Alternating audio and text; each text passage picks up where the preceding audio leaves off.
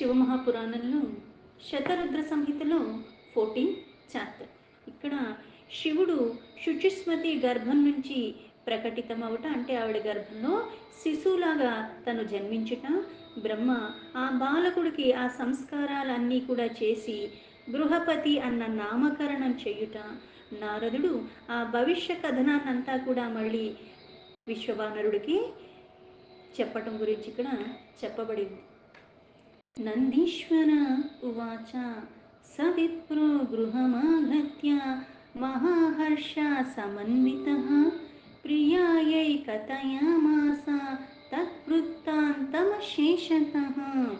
నందీశ్వరుడు మళ్ళీ ఇలా చెప్తున్నాడు, ఓ సనత్ కుమార, ఇంటికి వచ్చిన తర్వాత ఏదైతే విశ్వవానరుడు తీవ్రమైన తపస్సు చేసి ఆ పరమాత్మను ప్రసన్నత చేసుకున్న తర్వాత ఆయన వరాల రూపంలో ఏదైతే ఆయనకి ఇచ్చాడో అది అంతా అప్పుడు ఆనందంగా తను ఇంటికి రావటం, వచ్చి తన భార్యకి ఆ శుచిస్మతికి ఆ వృత్తాంతాన్నంతా కూడా తను వినిపిస్తాడు.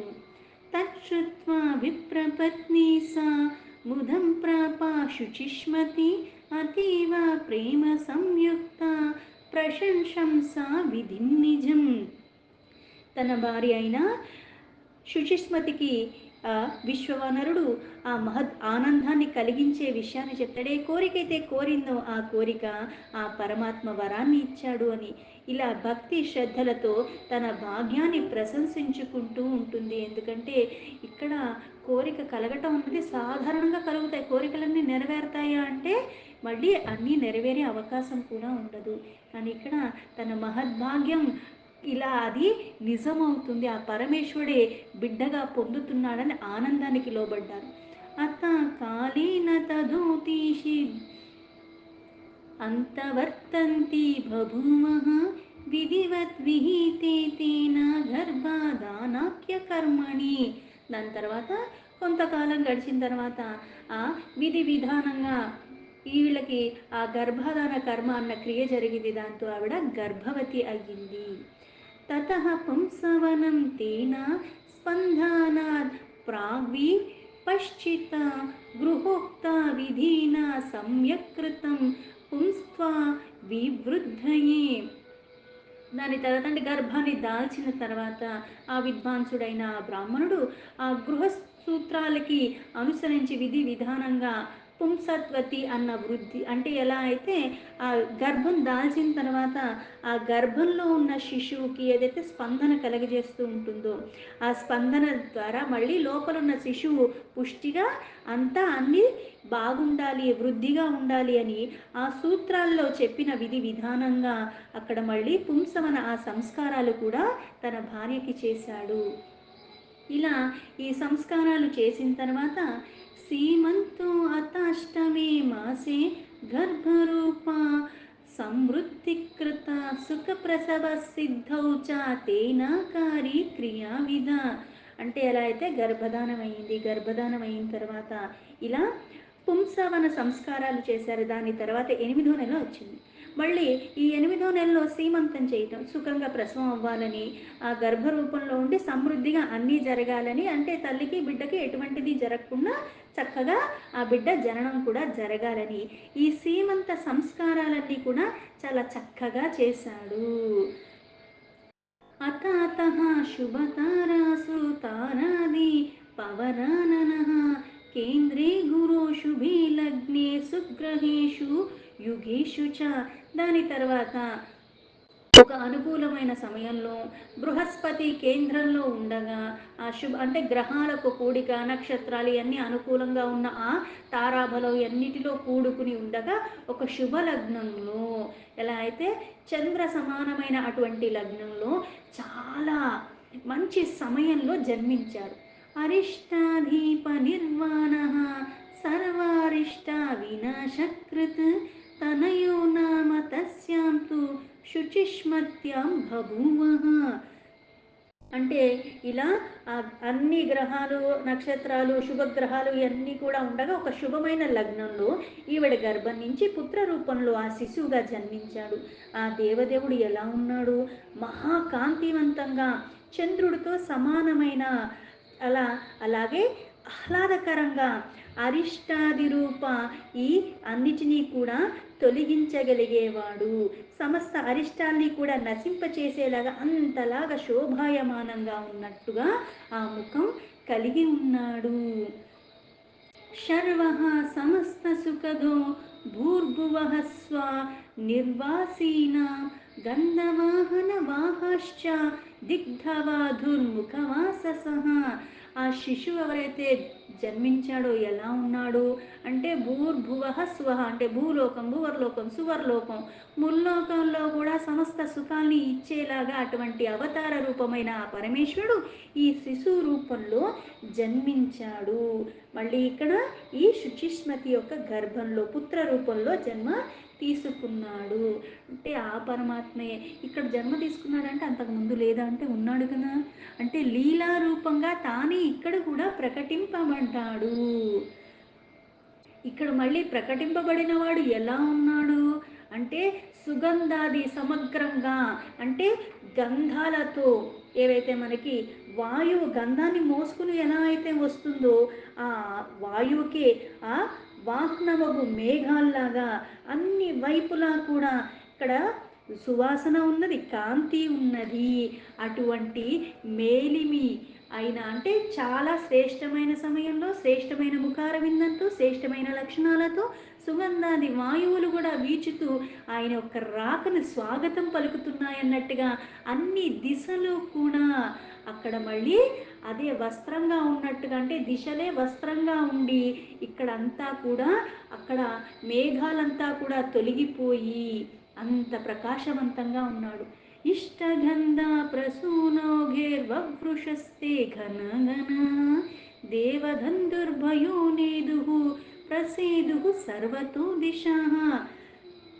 ఇక్కడ అన్ని వైపులా కూడా అక్కడ అన్ని మేఘాలు ఇవన్నీ పొంగి వచ్చినట్టుగా ఆ మేఘాల యొక్క పరిమాణాలు, అలాగే అక్కడ పుష్పాల యొక్క సమూహం వర్షంలాగా కురిపిస్తున్నారు అందరూ. గాలి సుగంధాలు ఇస్తుంది. అలాగే ఇక్కడ సువాసన భరితమైన పుష్పాలన్నీ కూడా వాళ్ళు అందరూ సమూహంగా ఆనందంతో అక్కడ వెదజల్లుతూ ఉన్నారు. పైగా ఇక్కడున్న గంధర్వులు, కిన్నరులు వీళ్ళందరూ కూడా ఏం చేస్తున్నారు, ఆ దేవదందువులందరూ కూడా అంటే వాయిద్యాలు కూడా అవన్నీ వాయిస్తూ అన్ని వైపులా, అంటే ఇటు సుగంధాలు శబ్దాలు అన్ని వైపులా కూడా నిర్మలంగా ఉన్నట్టుగా ప్రశాంతమైనవంతా వ్యాపింపచేసి ప్రకాశము ఉన్నది, కాంతి ఉన్నది, అలాగే సువాసన కూడా ఉన్నది. పరితః సరితః స్వచ్ఛ భూతానాం మానస్యేహ సహ తమో ఆతమయుక్తు నితరాం రజోపి విరజో అభవతు. సకల ప్రాణులకి కూడా చరాచర జీవరాశి రూపంలో ఉండే, అలాగే ఇక్కడ సమస్త ప్రాణులకి మూలమైన ఆ పరమాత్మ ఒక్క రాకను ఇవన్నీ ఎలా ఆస్వాదిస్తున్నాయి. అక్కడ ఈయన ఒక్క రాకతోనే ఏమైపోయింది, అందరి మనస్సుల్లో అలాగే అన్ని నదుల్లో స్వచ్ఛందంగా ఉన్నాయి. అంటే ఈ వ్యాపించిన వాటి కారణంగా మనస్సులు నిర్మలంగా అయిపోయాయి, నదిలో నీళ్లు కూడా నిర్మలంగా ఉన్నాయి, స్వచ్ఛంగా ఉన్నాయి. ఈ స్వచ్ఛత అన్నది వ్యాపించిపోయినట్టుగా ఉన్నది. ఈ వ్యాపించిపోవటమే కాకుండా అక్కడ ఏమేమింది, పూర్ణ రూపంలో అంధకారాన్ని తొలగించేలాగా ఉన్నది, అలాగే రజోగుణాన్ని మొత్తం నశింపచేసేలాగా ఉన్నది. సత్వాహ సత్వ సమాయుక్తాః సుధావృష్టిర్బభూవ వై కళ్యాణి సర్వతా వాణి ప్రాణినః ప్రియవత్యాభూత. అన్ని వైపులా కూడా అమృతమే వర్షంలాగా కురిపిస్తున్నట్టుగా అన్ని ప్రాణుల గొంతు కూడా, అంటే ఇక్కడ మనస్సు ఆహ్లాదంగా అయిపోయింది, అలాగే అంధకారం తొలగిపోయింది, అలాగే వాక్కు కూడా కళ్యాణకరంగా ప్రియమైనట్టుగానే అందరూ ఒకళ్ళతో ఒకళ్ళు సంభాషించేటప్పుడు కూడా అలాగే ఉన్నారు. ఎందుకు, రజోగుణం పోయింది, సాత్విక గుణం అన్నది సకల ప్రాణుల్లో సంపన్నంగా ఉన్నది. రంభా ముఖ్య అప్సరసో మంగళద్రవ్యపానయః విధాధర్యశ్చ కిన్నరేస్తథా భర్యః సహస్రశః. ఈ అప్సరసలు ఎవరున్నారు, వాళ్ళు రంభ, ఊర్వశి, మేనక ఇటువంటి వాళ్ళందరూ, విద్యాధరులు, కిన్నరులు, అలాగే దేవతల యొక్క భార్యలు, గంధర్వులు, వీళ్ళందరూ కూడా యక్షులు వాళ్ళ భార్యలు అందరూ కూడా లెక్క పెట్టలేనన్ని వేల సంఖ్యలో మంగళ ద్రవ్యాలన్నీ కూడా పట్టుకుని వాళ్ళు అక్కడికి విచ్చేశారు.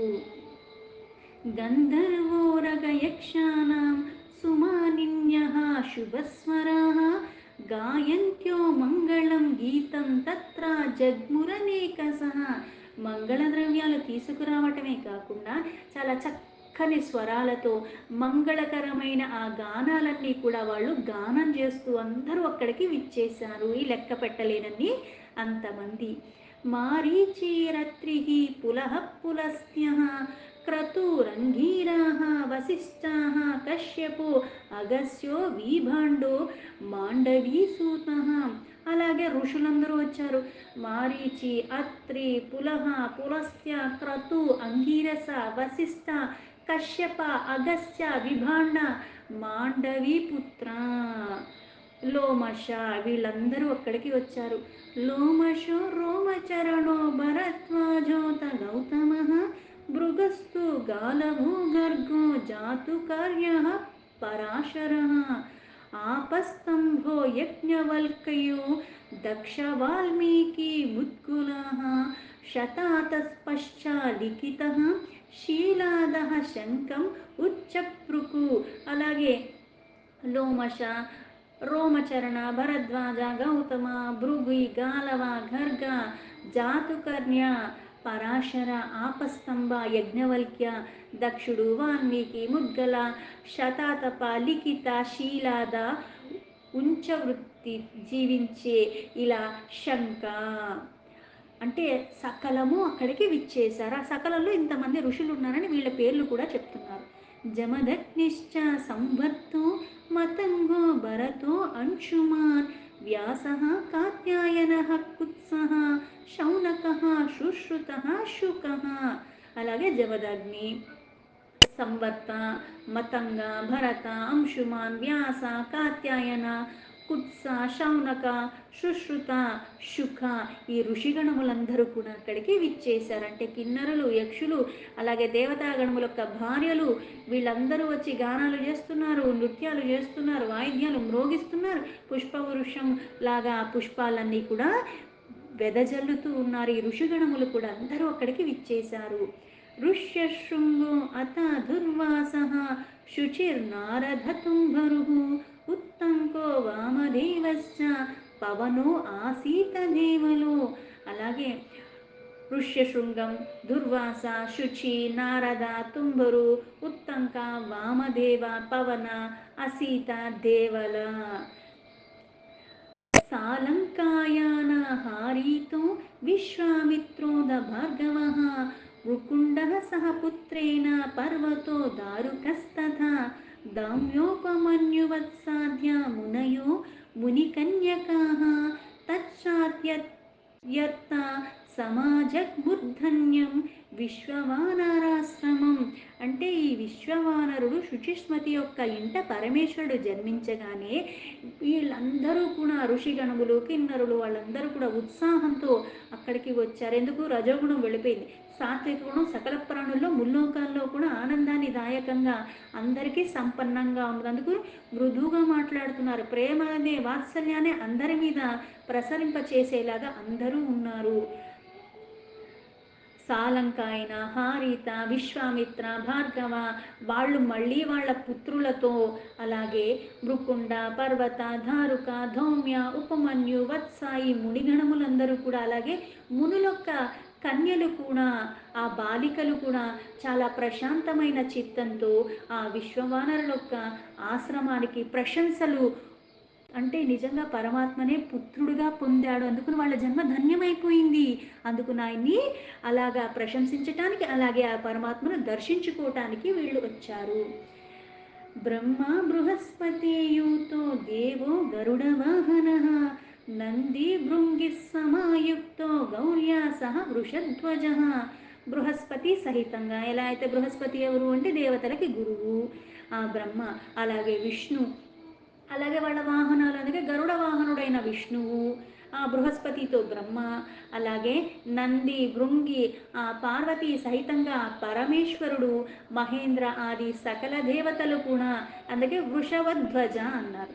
ఆ వృషభుడిని వాహనంగా కలిగిన ఆ పరమాత్మ ఇక్కడ మళ్ళీ ఆ శంకరుణ్ణి పుత్రుడిగా కలిగినప్పుడు మళ్ళీ ఆయన పార్వతితో రావటం ఏంటి అంటే, ఎలా అయితే త్రిమూర్తులుగా తానే ఉన్నాడు అంటే మళ్ళీ దీనిలోనే ఉన్నాడు, మళ్ళీ అతీతంగా లేడా, అన్నిటికీ పరమంగా ఉంటూ మళ్ళీ లీలగా ఈ అవతారాలైతే ఎలా అయితే దాల్చాడో, అలాగే ఇప్పుడు మళ్ళీ ఈ శిశు రూపంలో వచ్చినప్పటికీ మళ్ళీ ఆయనే మళ్ళీ తన పార్వతీ సమేతంగా మళ్ళీ అక్కడ విష్ణు రూపంలో బ్రహ్మ రూపంలో కూడా అక్కడికి లీలగా చేస్తున్నాడు కాబట్టి ఆయన సకల దేవతలతో అక్కడికి వచ్చాడు. మహేంద్ర ముఖ్య గీర్వాణ నాగా పాతాళవాసిన రత్నాన్యాధాయ బహుశః ససరిక్త మహబ్ధయ. అలాగే మహేంద్ర అంటే ఇంద్రుడు, సకల దేవతలు, పాతాళంలో నివసించే నాగగణములు, అలాగే ఎన్నో రకాల రత్నాలన్నీ వాళ్ళందరూ తీసుకుని, అలాగే సముద్రం కూడా నదులతో ఒక సమూహంతో అక్కడికి వచ్చారు. పోనీ ఇక్కడ ఇవే వచ్చారా అంటే, స్థావర జంగమం రూపం ధృత్వా యాతాః సహస్రశః మహామహోత్సవే తస్మిన్ బభూవ కాల కౌముది. అంటే వీళ్ళందరూ రూపాలు దాల్చి, నదులు ఎలా వచ్చేస్తాయి, నదులు రూపాలు దాల్చి నదులు వచ్చాయి. అలాగే పర్వతాలు కూడా ఎలా అయితే లెక్క పెట్టలేనని లెక్కలో ఆ జంగమ రూపంలో ఉన్నవాళ్ళు అంటే స్థావరంగా ఉన్నవాళ్ళు జంగమ రూపాన్ని ధరించి, కదలలేనివి కదిలే రూపాలు ధరించి అక్కడికి వచ్చాయి. ఒక మహా ఉత్సవంలా ఆ సమయంలో అక్కడంతా కూడా ఆనందంగా అక్కడ ఉత్సవంలా చేసుకుంటున్నారు. జాతకర్మ స్వయం తస్య కృతవాన్ విధినానతః శృతిం విచార్య తద్రూపం నామ్నా గృహపతి స్వయం. దాని తర్వాత బ్రహ్మ చాలా వినమ్రమైన రూపంతో అక్కడ సకల ప్రాణి ఉద్భవించటానికి కారణమైన వాడు ఆ పరమాత్మయే ఆ ఋషులు మనులు అందరి సమక్షంలో స్వయంగా తానే చాలా నమ్రతతో వినమ్రంగా జాతకర్మ సంస్కారాలన్నీ కూడా శిశువుకి చేశాడు బ్రహ్మ. తర్వాత వేద విధుల్ని అనుసరించి ఆయనకి మళ్ళీ 11వ రోజు ఆయనకి గృహపతి అన్న నామాన్ని కూడా నామకరణం చేశారు. ఇతి నామ దదౌ తస్మై దేయమేకాదశేహని నామకర్మ విధానేన తదర్థం శృతిముచ్చరన్. ఆ నామకరణం ఏదైతే గృహపతి అని చేసిన తర్వాత ఆ సమయంలో శృతిలో ఉన్న మంత్రాలు ఉచ్చరిస్తూ అక్కడ మళ్ళీ 4 వేదాలలో ఉన్న మంత్రాలన్నీ ఆ మాటలు ఆ మంత్రాలతో ఆశీర్వాదం ఆయనకి ఇచ్చి ఆ లౌకిక రీతిని ఆశ్రయించి ఆ మంత్రాలన్నీ ఉచ్చరిస్తూ ఆయనకి విధి విధానంగా ఆ క్రతువులంతా కూడా సంపన్నం చేశారు. చతుర్నిర్గమ మంత్రోక్త రాశిభీర భిన్నధ్యాచ సమయాగం సమారుహ్యం సర్వేషాం చాపితామహః. బ్రహ్మనామకరణం అన్నీ చెయ్యటానికి ఆ పితామహుడైన ఆయన ఇక్కడ వేదాలతో ఆశీర్వాదాత్మకంగా మంత్రాల ద్వారా ఆయన్ని అభినందించి, అంటే వేదం చెప్పేది పరమాత్మ గురించి, ఆ పరమాత్మ ఒక రూపాన్ని దాల్చి వచ్చినప్పుడు మళ్ళీ వేదాలను అనుసరించి మళ్ళీ ఆయన్ని ఆశీర్వదించాలా అంటే, ఇప్పుడు పరమాత్మ తత్వం ఏంటి, యథార్థం ఏమిటి అంటే ఒక లోటు లేదు, అలాంటిది ఒకటి సాధించాల్సింది లేకుండా ఎప్పుడూ సంపూర్ణంగా ఉన్నవాడు. అంటే ఇక్కడ లీలగా చెప్పేది ఏంటి అంటే, ఆ వేదాలు దేని గురించి చెప్తున్నాయి, పరమాత్మ తత్వం గురించే చెప్తున్నాయి. ఈ రక్షా మంత్రాలు ఇవన్నీ ఎవరికి కావాలి, మనకి కావాలి, ఆయనకు అక్కర్లే. వ్యక్తం కాకుండా అవ్యక్తంగా ఎప్పుడూ ఉంటున్నవాడు అటువంటి వాడు దేనికి ఆధారపడకుండా ఎప్పుడూ ఉంటున్నాడు. నిరాకార నిరాధార అన్నాయి. అలాంటిది ఒక ఆకారాన్ని దాల్చాడు కానీ ఈ ఆకారం మళ్ళీ ఒక దాని మీద ఆధారపడినట్టుగా కనిపిస్తుంది కానీ మళ్ళీ అది కూడా ఆధారపడట్లేదు. అందుకే మంత్రాలతో లౌకికమైన రీతిని ఆశ్రయించి చెయ్యవలసి చేశాడు తప్పితే దీని ద్వారా ఆ శిశువుకి రక్షణ కల్పించాల్సిన అవసరము లేదు. అంటే ఒక దాన్ని స్థాపింప చేయటానికి అంటే ఒకళ్ళు పుట్టిన తర్వాత శిశువు పుట్టిన తర్వాత ఎన్ని కర్మలు చేయాలి, దేన్ని ఆశ్రయించి చేయాలి, విధి విధానాలు కూడా స్థాపింప చేశాడు. అందుకే పుట్టిన తర్వాత నామకరణం అని వేదాలలో చెప్పిన మంత్రాన్ని ఆశ్రయించి రక్షా మంత్రాలు ఇవన్నీ చేస్తూ ఉంటారు. అక్కడ ఇవన్నీ సంపన్నంగా చేసి అక్కడ నవ్వుతూ అక్కడ ఉన్న పితామహుడు మళ్ళీ తన ధామానికి తను వెళ్ళిపోయాడు. దీంతో శివమహాపురాణంలో శతరుద్ర సంహితలో 14 చాప్టర్లో 26 శ్లోకాస్ సంపూర్ణం.